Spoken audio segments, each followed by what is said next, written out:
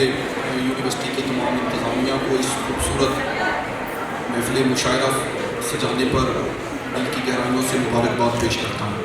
इस वक्त हमारे सामने स्टेज पे उर्दू अदब के बहुत बड़े नाम स्टेज पे बैठे हुए हैं जिन्हें हमने सुनना है, तो मैं उनकी मौजूदगी में पंजाबी में कुछ कलाम पेश करके मुख्तसर इजाज़त चाहूँगा।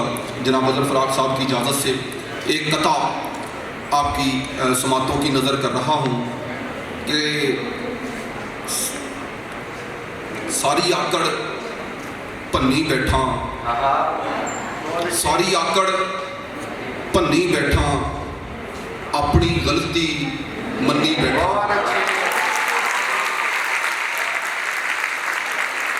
सारी आकड़ भन्नी बैठा, अपनी गलती मन्नी बैठा, वापस आजा दिल दे जानी, हुण ते हथ भी बन्नी बैठा।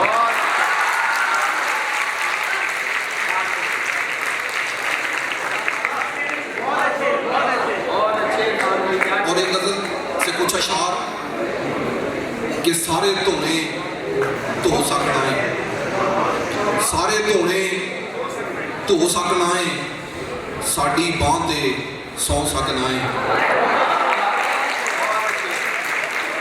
सारे धोने धो सकना है, साड़ी बांह ते सौ सकना है, ते रह गए हाँ असी जग विच कल्ले, साडे नाल खलो सकना है। ते साडा कोई नहीं तेरे बाजों, साडा कोई नहीं तेरे बाजों, सीने लग के रो सकना है। ते जे तेरे नामे जिंद जे लावां, तेरे नामे जिंद जे लावां, फिर तू मेरा हो सकना है। और एक गज़ल से तीन अशार के पार्टी चादर सी नहीं हुंदी, पार्टी चादर सी नहीं हुंदी, ते रुसिया जिंदगी जी नहीं हुंदी।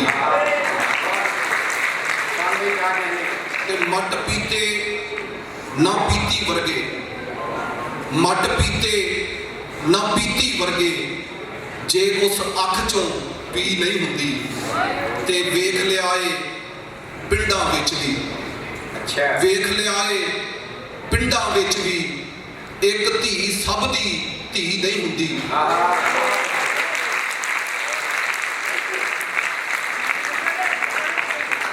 वेख लियाए पिंडां विच भी, एक धी सब दी धी नहीं हुंदी।